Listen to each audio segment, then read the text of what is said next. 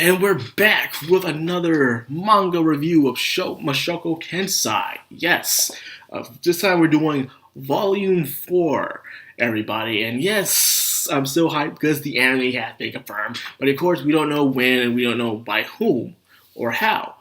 But I promise you, every time I hear any slight bit of information on the writer's Twitter or anywhere else on my anime list, I will guarantee make a video to let you guys know and keep update on this. Because there's no way in hell I'm not going to be up on date on this, man. Like I said, this is my most favorite light novel series of all time. Not my favorite manga series. My favorite novel series. Not manga series. Light novel series, anyways. I didn't get light novels. I only read the web novels. They're the only thing that's been translated. And the light novels, they come out in May. But still, when I do get my hands on it, the light novels, they will be my most favorite light novel series. So it don't even matter. But the manga, in a way, is okay. It does take things out in some details, but it still executes it a nice, proper way. Translations-wise, how they change up some of the names do kind of tease me off. I know why Seven Seas does that. They kind of did Agami Got Kill as well when I think about it. But for some names, I don't like change, like Selfie's last name, where it's supposed to be a Y at the end, but instead they put an IE. And then instead of calling Gisu, like everyone else has done so far, they saw it call him Geese instead. If you don't know who Gisu is, you gotta read the side story to Volume 2, where it talks about Gasoline and her adventure of her former party team. It was not about that. We're here to talk about Volume 4. And the volume is pretty nice. I like it way better than Volume 3's cover. Volume 3's cover, I don't know, I didn't like it that much. But this one, I do like. It explains exactly what's going on. It shows the main focus on the characters that we'll be talking about. It talks about, of course, a returning character, Selfie. Even though she has the front point of it, she's not really well talked about toward the very end of the manga series. Well, of the volume, I mean. Then we have Ridgert, a new character. A very important character, not just to Rudius and his family, but also to the future of the entire world there. And you'll see why. It depends how well they execute that anime, or how far they'll go in with the manga series. Let's hope they do so. So this is where the adventure kicks off. Where this is probably the starting point of the main important stuff. This is where Rudius' encounters will have a major effect on the future of the series. The people he will meet in this volume and throughout this journey will change the lives of many. And the way I emphasize on that so much will have a good explanation why. This will change Rudi's point of view on the world, and he'll see the weakness of himself. So far, people have been saying that in the beginning, Rudius was a very good, talented kid, a kid who could do no wrong. Which is only because he put himself in situations where he can't do no wrong most of the times during volumes 2 through 3. So far, he was home-sheltered, homeschooled, and he was inside of a noble manor. So in these cases, he was able to talk to these people, know what they're about, and of course, study magic at a very young age. So I did get one of my viewers to get back into reading the manga again because they felt like they wanted to drop it because they thought Rudius was an OP character. But no, I had to explain to them that Rudius is not an OP character. Not calling him out or anything, but just saying I want people to explain this. That a lot of people I was seeing comments on the my anime list saying, is it going to be about another OP character again? No. Rudius is not an OP character. Far from it. For instance, the one from the regular magic school, where it's called, I hate that anime to death. Because the main character sucks. Really sucks. Rudius is not like that. There's only really two things Rudius is really good at. And that is being smart and magic. But that is it. He's a character that easily cracks under pressure. He panics when things don't go his way. And he always hesitates when he's about to make a move. So even in constant battle, he's thinking too much to the point where his movements become slow. He comes with a lot of openings. So pretty much when it comes to magic and studying, Rudius is top notch. Because that's all we've been seeing through volumes 1 through 3. That's all we've been seeing. However, for instance, when he was fighting Paul, he thinks too much and he lost to Paul. Even where he still lost to Paul. And also in Volume 2, when Eris was getting kidnapped. Even though he rescued Eris, he was about to die because he was thinking too much until Gasoline came in and saved him. So again, he thinks too much, which causes his downfall a lot. So when it comes to physical attacks, physical fighting, he is completely weak, where even Eris can beat him in physical fighting. In fact, when he does fights in the future, just to head you guys heads up, the only way he ever fights really is when he's fighting someone by his side to cover his weak points, or two, he is keeping someone at a nice safe distance and he's using trickery in order to win over his battles. But that is it. When Ruiz meets someone that's stronger than him, he will not win. If he's fighting them by himself, he will not win. So I love the realistic stuff they put inside of this story. So without further ado, let's get back into this. I just want to let people know that he's not an OP character. He's actually extremely weak. He only puts on a front of being strong, but he's a very self-conscious kind of dude who really belittles himself a lot from the inside. So anyways, this is what happened in this volume is a major important incident. From last volume, a giant flash of light came over the city of Aurora, and everything disappeared. Everything. The people, the animals, the buildings, the trees, the grass, even the insects. Even the insects on the ground, within the ground. Everything disappeared. The ground itself. And where'd it go? It scattered. It got teleported all over different places of the world. Not in the same place, but in different places. Each thing that was on that land was sent to a different place. Now, people say, okay, I guess everyone's fine. No. In most shows and animes, people are mostly fine, or they get kidnapped or captured by some bad dude or something. But no, you gotta think about this in a realistic style. Think about it as a major incident, a terrible crisis that happened on a day that will be remembered every single year. And it will affect the story even to the very end of the story, how big this incident was, and how much of a big impact it has on Rudius and the characters. How it'll actually even change some of them for the better or even for the worse. And I can't stress that enough when I say that. So imagine you got teleported and you're lucky enough. You were just teleported in the middle of the street, or you're teleported in another country, or you're teleported in a cave.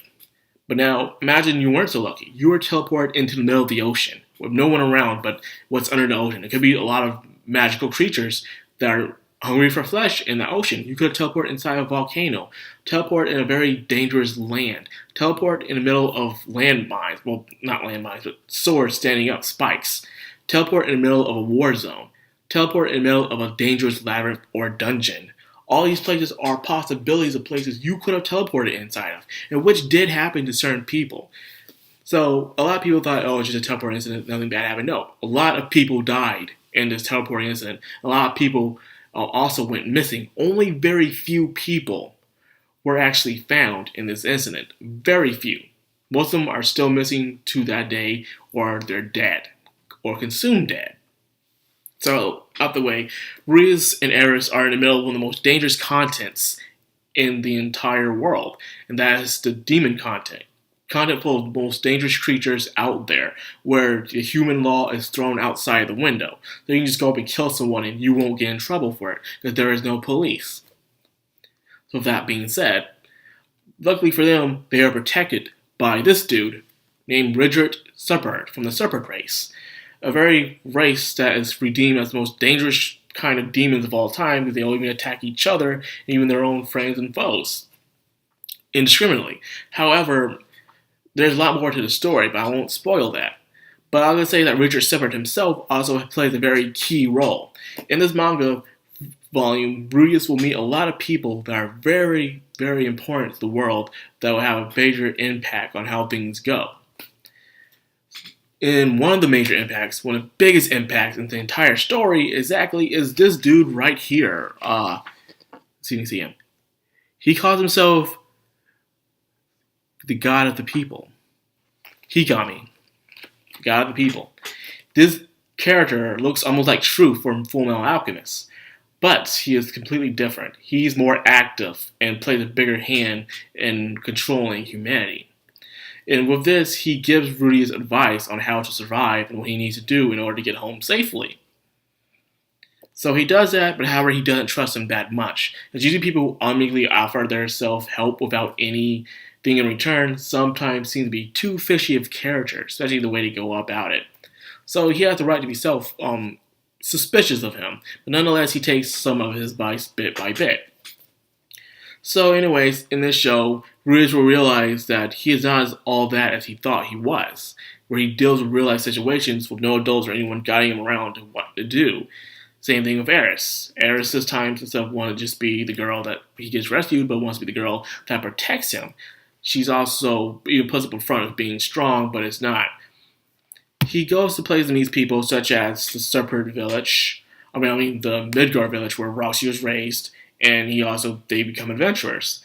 Here, it teaches them on their journey.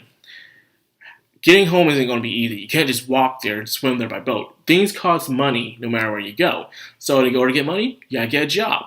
So they become guild members. They do jobs, but also gotta get shelter. They gotta get food. Gotta get clothes, good equipment. They gotta get information, and of course they gotta get their name out there in order to the people know who they are. To have a good reputation, you would say.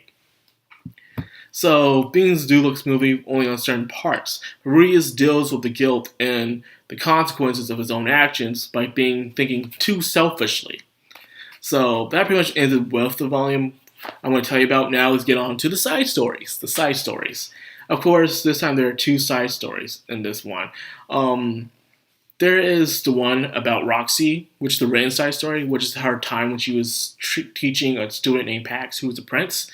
It just teaches how she's fed up with the prince, how the prince doesn't want to learn anything. He's a very bad person, a douchebag. And she ends up teaching the soldiers magic at the end.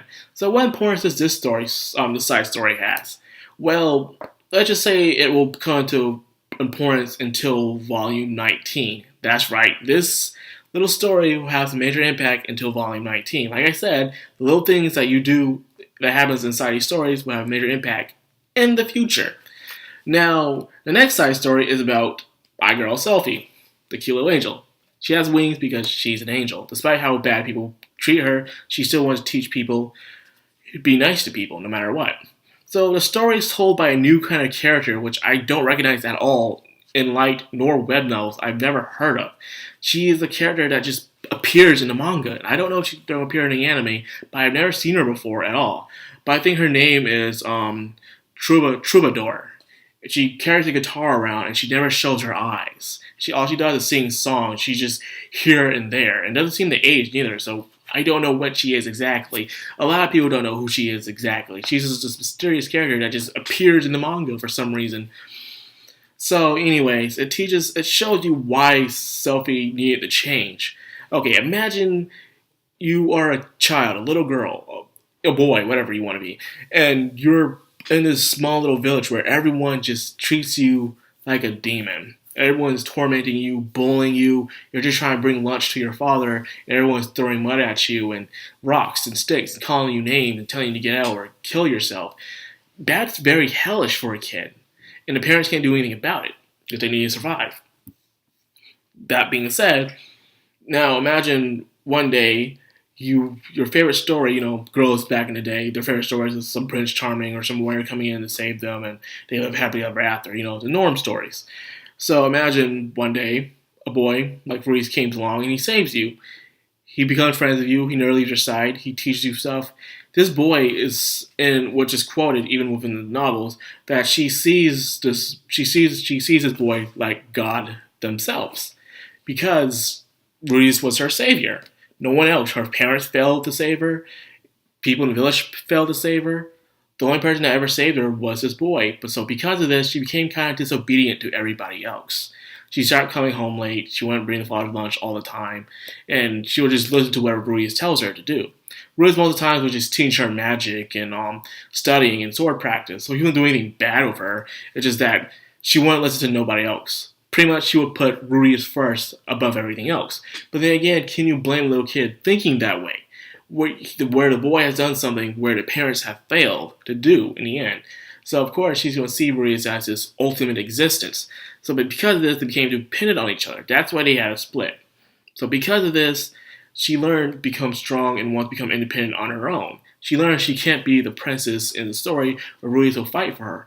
But instead, she learns that she has to be the one that also wants to fight beside Ruiz as well. So it's a nice character development side story. It really is. And plus, she does something that a lot of people can do apparently, and that is voiceless incantations, meaning she can do magic chants without. She can do magic without chanting it. In this world, you do chants to do magic, but she doesn't have to do it. All she has to do is through the will of emotions and thinking about it. So she shows promise to being a very powerful creature. Powerful warrior in the future. And she found her resolve, which is nice. However, it gives a little fuck you at the end with the magic light. Because this is during the time the magic light came and took everybody. So we don't know who or where right now. So that's one of the biggest things ever. So yeah, that is volume 4. They did a pretty good job, in my opinion. They cut to the chase. They did change some things up here and there, but still wasn't so bad, though, in my opinion. It really wasn't. They did a pretty damn good job on this, and I appreciate that. They did mention one character I want to give you guys a heads up on, where Rucher's time was passed by someone named Lapis, or Laplace, whatever you want to call him. He's a major important character. Like, one of the most important characters. Even though you'll never see him, he'll be mentioned a lot in the future. And that is it. And there's some theories about Lapis, but that is it. That's all I'm going to tell you guys. So anyways, that's it. If there's any more information, any news about the anime, I'll, of course, gladly let you guys know. And thank you for watching this video up to the very end, because, I don't make a lot of long videos unless it's about stuff like this. Or rants.